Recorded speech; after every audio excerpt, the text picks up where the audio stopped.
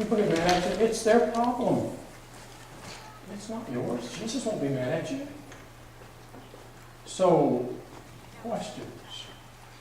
A guy named Greg, I think it's Kukul, something like that, lives out in Los Angeles, and an oddity of oddities. He's a Calvinist, but he's very well known in the realm of personal evangelism, which at the end of the day, and I've heard him wrestle with answering this. If you ask him, has it already been decided who's going to be saved and who's going to be lost? He'll say, well, yeah. And you say, well, okay then. What are we writing books for? And it gets kind of weird then. But he's got some good stuff. Because people can't really live compatible with a system that really doesn't address real life. So he's come up with 2 questions. And these are not original. We didn't invent them. The world was not waiting for Greg Kukul for this to happen. Jesus, in his own way, of course, did things like this. But he sets it up. He's in some curio shop. The guy's looking at things, he's on vacation. And the sort of a one-owner place, one of those little quaint shops. And there's this lady, the proprietress, and she has on a necklace. And the necklace has a pentagram on it. Anybody ever watch Lon Chaney Jr.? Pentagram, here's but bigger than that. It's 5-pointed stars are 5-pointed stars, but there's a pentagram. A technically correct pentagram, which most people don't know who dabble in this thing because they like to dabble and don't have a good sense about what they're doing. But a real pentagram has one point of the star that is a little longer than the other. So if you're looking for, if you see somebody with that on, either they mistakenly picked it up, but they're the real deal. Anyway, this lady has the pentagram on. And Greg, he goes up to her and he says, I noticed you've got a pentagram there on your necklace. Very nice. He said, I wonder, is that, you got it because you like the necklace? Or does that mean anything in particular to you? And she said, well, it actually does. I'm a witch. I practice Wicca. He says, well, I knew that was potentially it, but I wanted to find out. So that was his way of illustrating his question number 1. Ready? I mean, there's all kinds of forms of this. It doesn't have to be starkly asked this way, but here's the principle. What does that mean to you? You ever hear anybody say anything religious? Ever? Anywhere? At any time? Anybody? This is where you say, yes, I have.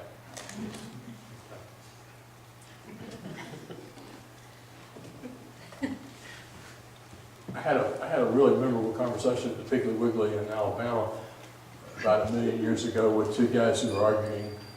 And they're in my way because I'm looking for the one-day pass meat because it's cheaper. I look at it as being aged. And so they're arguing about how stupid people in the churches of Christ are for believing you can fall from grace. And so I kind of eased in. I thought they were old at the time, but I realized they were in the prime of life. And I said, excuse me, just a minute, I can't help it. No, because they were loud. How old guys are, they get deaf and they start screaming. And I said, what? Could you explain this to me some more about what you're talking about? Because I'm in the churches of Christ. I don't take any offense. I'm not upset with you, but could you explain this some more to me, please? And they were kind of, first of all, they're taking it back. Oh no, he heard us. Like, yeah, the entire store heard you. But they got congenial with me, and we had us a little talk about what they meant. You know what I found out? They didn't know much of anything about what they meant. They had been hearing, as one of the, if you don't believe this, you're a nut, for their lives. And so they thought, if you didn't believe that, you were a nut. And we didn't believe that, so we were nuts. But when we got to the, okay, what exactly do you mean by that? It was stumbling. So one thing about that first question, what do you mean by that, or various derivatives of that, is you clarify. Because you don't really know what they mean by that. I've had people mean any kind of thing, number of things, other than what I would have taken at first glance that they meant when I got to explain, well, what are you talking about here? So, another thing about that, it may, on that one question, let you know they really don't know what they're talking about or what they mean by that. They're parroting. Okay, do we have any Peppa Pig fans? All right, then. We're heavily into Peppa. And Polly the parrot. Favorite, and she, she's got the after she says whatever, and what does Polly do? Peppa and George and Grandpa and Grandma Pig and all that are saying stuff, and Peppa and the parrots went.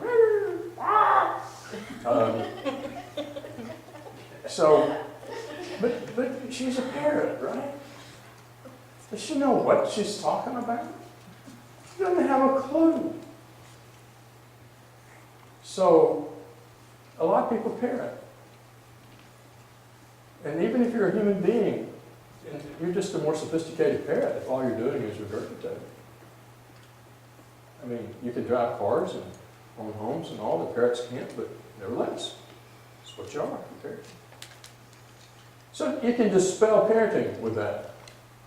And people, they become introspective and they realize, maybe for the first time, really and truly, that they've ever, honest to goodness, thought about it. Yeah, I say this.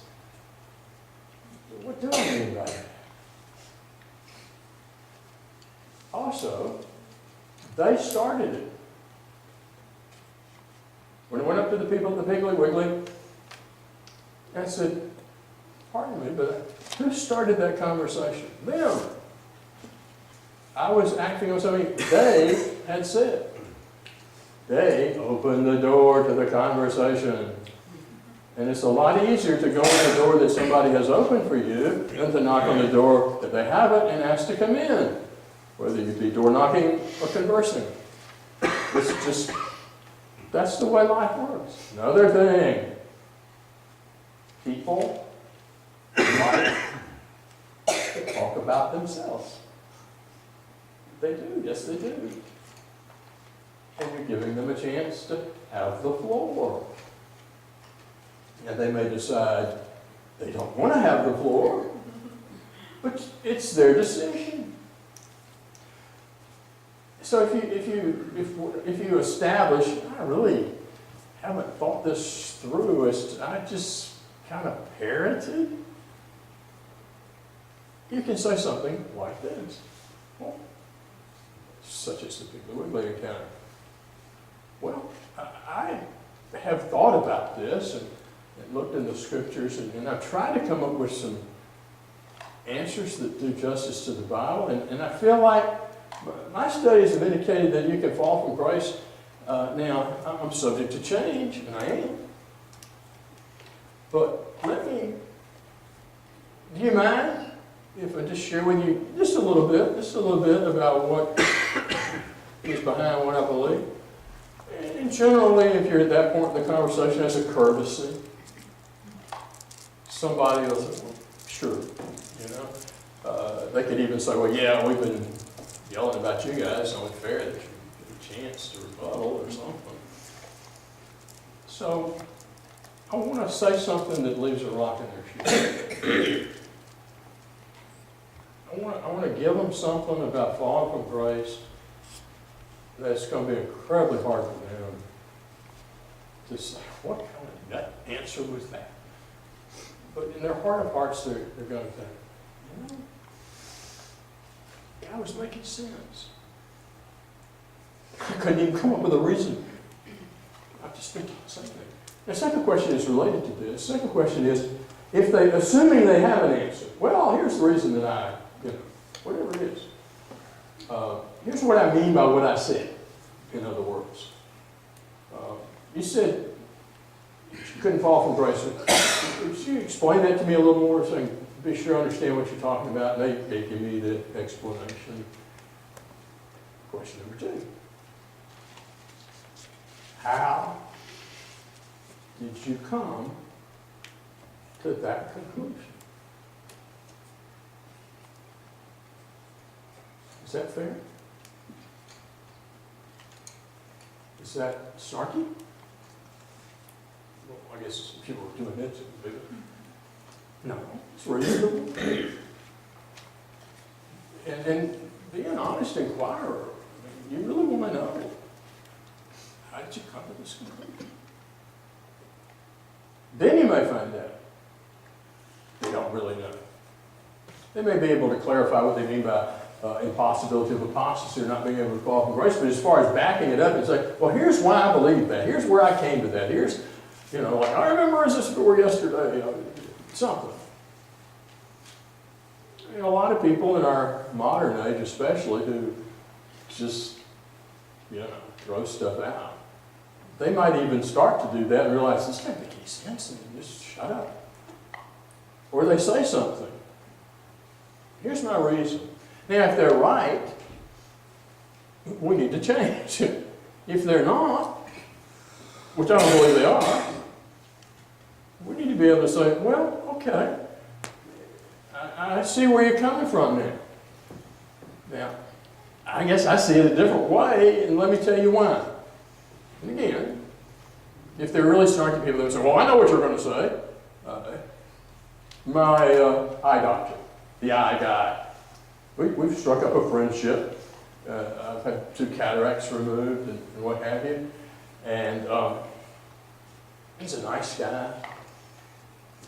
Right there in Carnes.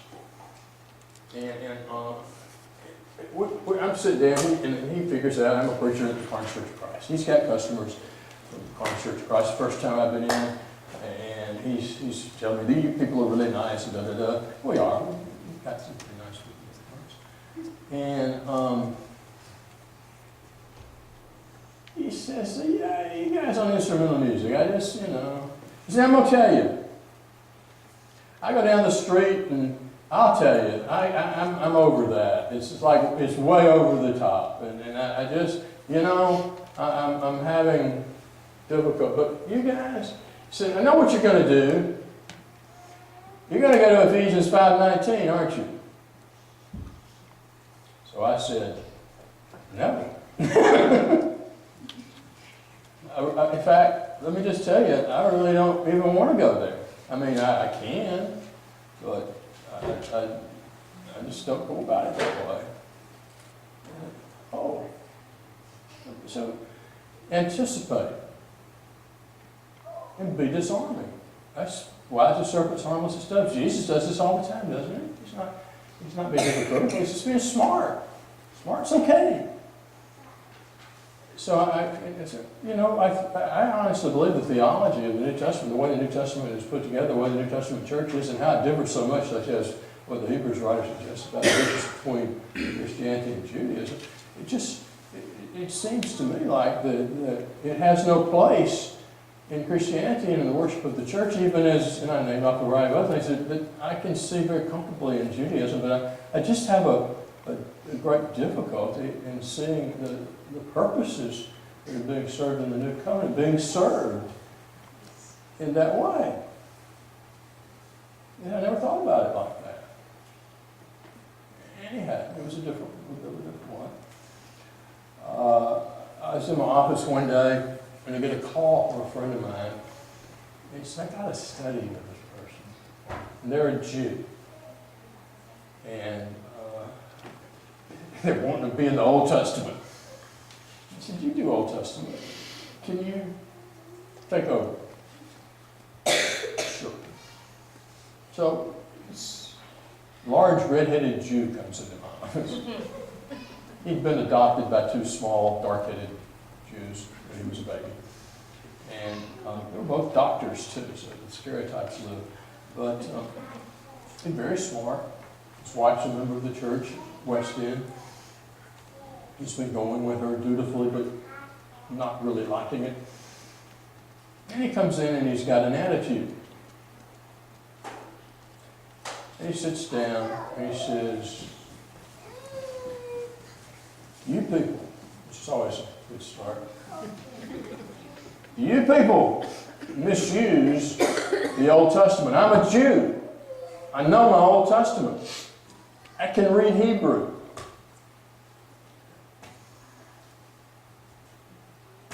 What you mean?" "Well, you Isaiah 7:14, look at the context. It's not primarily talking about a virgin birth. It's talking about something that happened back in the day of Ahaz.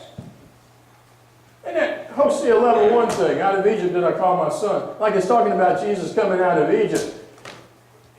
It's not. It's talking about the deliverance from slavery of the Jews in Egypt." I said, "I agree." It's argument. So I said, let me talk to you about, from a Jewish point of view, where I think Hosea 11:1 and Isaiah 7:14 come in, and that I do think they are, in fact, predictive prophecies about Jesus and his experience in Egypt as a young fellow, and also about virgin in a type-antitype way. And I want you to tell me if what I tell you is like what Jews do with Scripture. You're a Jew, you know what goes on with the rabbis and all this. Just tell me if I'm in left field, or if this, sounds like what you've been listening to while you were growing up as a Jew. So I give him my Jewish stuff. And he says, "Well, I gotta admit, that makes sense." Okay, fine. So we do some more like that. Okay. Another study or two. I've got his attention. He's asked me, what is your basis for believing all this stuff that I think is a lot of hooey? And so he's really opening the door and saying, "Come in." And I tell him, first of all, we probably have a lot more in agreement than you realize, even though I come up with an ultimately different conclusion. And so he said, a crucified Messiah. I mean, come on. I just got to tell you, that's not happening. I'm a Jew. That's not happening. So we go to Isaiah 53, and he says, "Well, that's not really talking about him, a Messiah." And I said, "Who's he talking about?" He said, "Well, I think it's maybe talking about Josiah, or maybe Isaiah." I said, or Hezekiah or Isaiah. I said, "Really?" I said, "Can you give me an explanation as to how that fits either or both of those people?" I mean, and he couldn't. So I asked him to go to Job, chapter 9, last few verses. One of the things I teach at school is Job. And I said, look into that. And basically what Job says is, I could take whatever the strongest cleaning things are in my day, like, shout or whatever, and I could clean myself just as clean as I could possibly be. And my clothes were not going to have anything to do with me. I'd still be so dirty. What I need is a mediator, ombudsman, umpire, translation, who could put his hand on me and on God. We could settle this matter if I could find somebody like that. We could get it done. But I'm not like that in myself. I said, I think Job was onto something there. He didn't have a clue what he was onto, I don't believe. But he knew what he needed, and he figured this is impossible, and God's not fair, and he won't there's no way for this to get worked out, and here I am, and I'm right, and God's wrong, and I can't do anything about it. And he was real quiet. I never thought about that. I said, does that make the virgin birth sound a little more necessary? We would have somebody who's flesh, who could put his hand on human beings. put his hand on God. And he's a gospel preacher in Clover, South Carolina right now. Graduated school preacher. Now, I wish I could tell you all of my encounters with people who come to me in a snarky manner turn out that well. They don't. But, took him where he was. We dealt basically with the question. He put it on me. What do you mean by that? He thought he knew what it meant, but he didn't. How'd you come to that conclusion? Oh, I'll tell you about that later. Well, yeah, but not this. Okay, yeah. Sometimes it may come back on you, but that's fine. It's fair enough.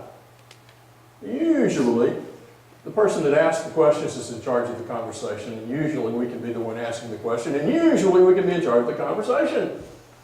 Not in a bad way, but just a good, natural way. So, question number one, what do you mean by that? Clarification. They may not mean exactly what you think they do. They may not have a clue what they mean by that, which comes to their attention, which is good.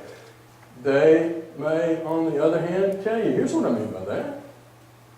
And you may say something like this. I don't think if you're God's child, you can never stop being his child. That's what I mean by that. Once a child, always a child. So, you're saying, once a child, you're not a child anymore. That's what I mean. To which I say, that's not what I mean. I didn't say that. Well, so you think it's still a... Yes. A child can be lost. Stop being a child. Just say stop being a child. So they're wanting to talk more. Come in. Explain this to me. I thought I had my answer that was going to stop you dead in your tracks. And you're still there. So I said, one of my children had a lot of struggles. And he wasn't in our will, our vast estate. And that was a joke. He's still my child.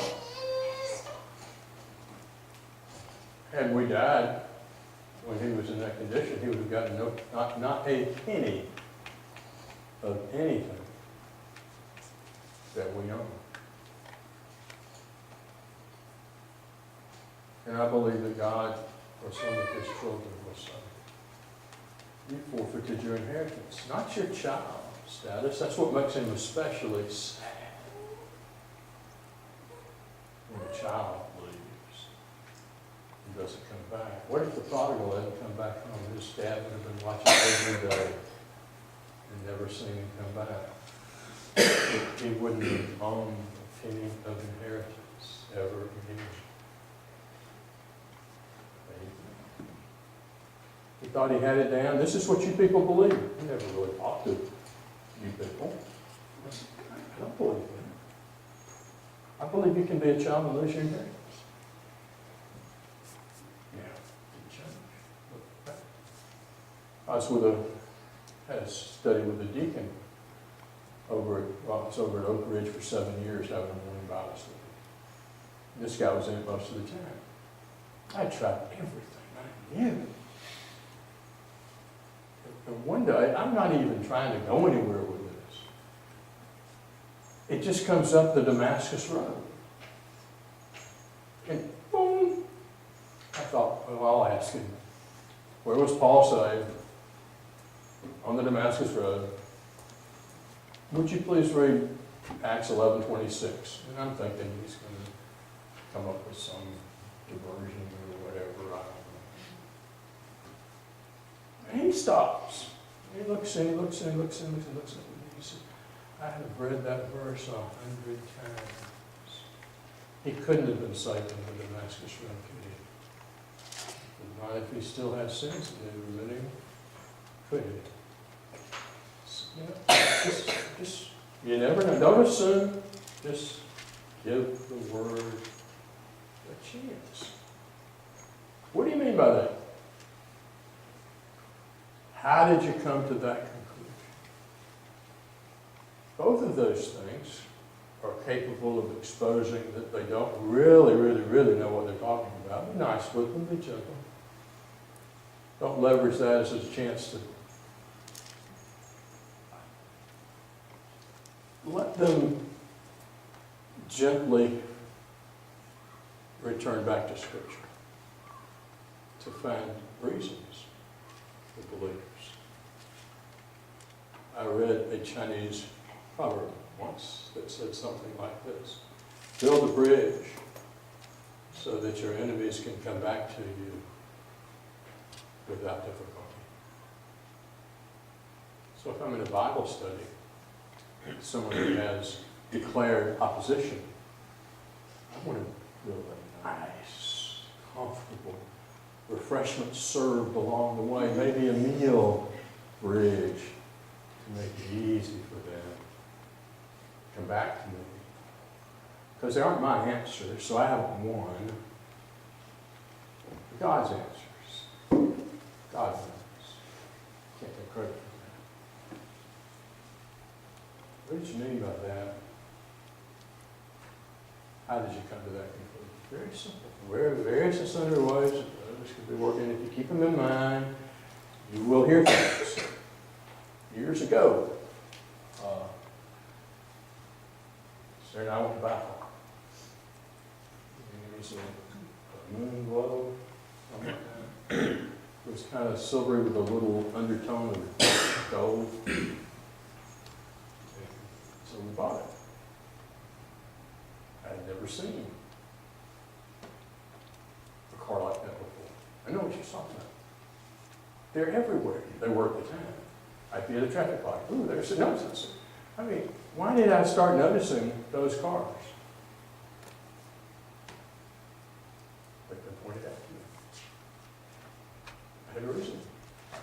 So if I have a conversation with someone, and I take it beyond their comfort zone, into areas they're not prepared to give an answer, and I give them a rock in their shoe, they're going to notice that rock everywhere, because it is. It's going to be like the guy said, I've read that verse 100 times, I never saw that. They're going to see it everywhere they go. It's in your mind. So we'll give you some very, very simple conversational tools to have meaningful, effective, influential conversations with people. What do you mean by that? How did you come to that conclusion? They're powerful questions. You can do that. Now, that said, any questions about that? Me and Sheldon was talking a little bit ago. You talked to Sheldon? Before this started, if you was to hang around at work, you would see every gamut that you could possibly imagine. I suspect. Because we've got even that work there, Presbyterians, Apostolic, all of them. And one of the things that always stops them when we talk is I'll say, show me. Show me where it's at in there. Which is another variation of how did you come to that conclusion? And 9 times out of 10, they can't do it because it's not there. Which, exactly. And now let me explain this. You haven't failed. Here's the heart. I try to get this over to our students as one of thing number one is that just because a person doesn't have a defensible position and you show them the Bible, just because doesn't mean anything's going to happen at all. Because do you know why most people believe what they believe? Because they want to. And as long as they want to, you know what they're going to do? Believe it. You can put a rock in their shoe, but if you ask 10 people, could you get your Bible and show me? At least 9 of them are going to not be able to do that, not want to do that, don't want to go there. Okay, that's their decision. If you can, give them a little something to take with them. If you can't, you can't. But how did Jesus deal with people who just absolutely, positively didn't care and didn't want to know? He didn't. Most of what I found out is they've not studied. The only thing that's happened is what somebody else has told them. And just because we're in the Church of Christ don't mean that we can't be wrong either. Oh, exactly. We ought not to believe anything because somebody's told us. We need to check it out and be more noble-minded than the Thessalonians. We need to be Bereans. We're instructed to search the Scripture. We are. In fact, if we don't, and we ask somebody else to, we're being hypocrites. And it's not enough to have the right answer if you don't know why, because that's not the right answer. That's just something you're parenting. The parents go to heaven. Even Polly on Peppa Pig doesn't go to heaven. I'll tell your little children that. But here's what the parallel principle. Essentially, Jesus says, we're going to find out who wants this, and we're going to find out who doesn't. And if you don't, I'm really sorry. I wish you would. But if you don't, you don't. Let's move the folk over here who want to know. And we'll start working. You guys ever want to come into this picture? You're welcome. But the broad road is the broad road. So one of the things I tell the guys is, don't let it cause you to feel that you are a failure. Even if you give a very good defense of the truth, and the other person doesn't have anything, but they don't accept it. It's not your decision. It's theirs. The disciples were told not the dust off of their sandals. Thank you. Dust. Jesus said that. Amen.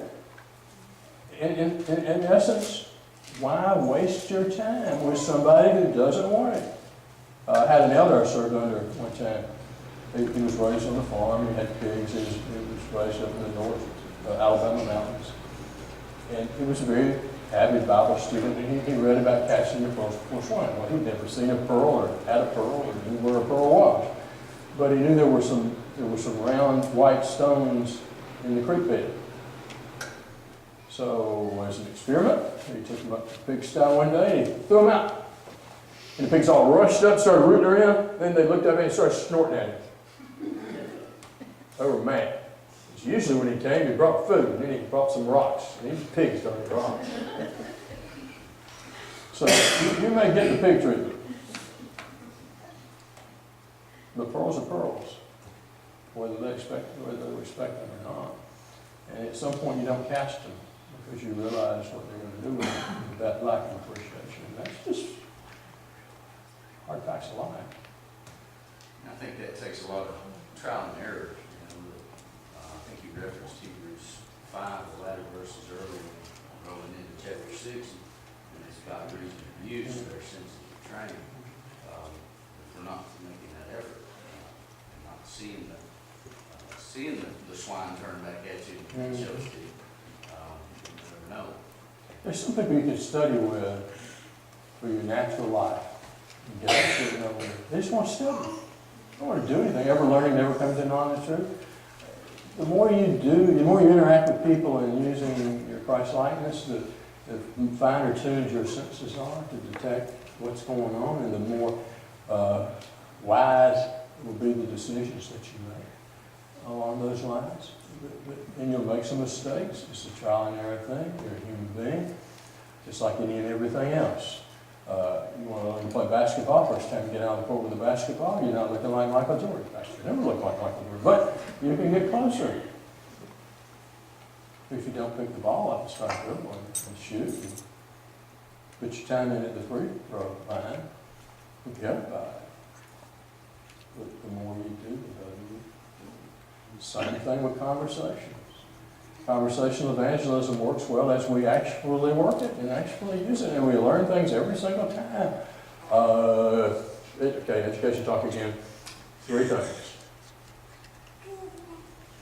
Your brain, cognition. Your emotions, your feelings. Your vocation, what you do.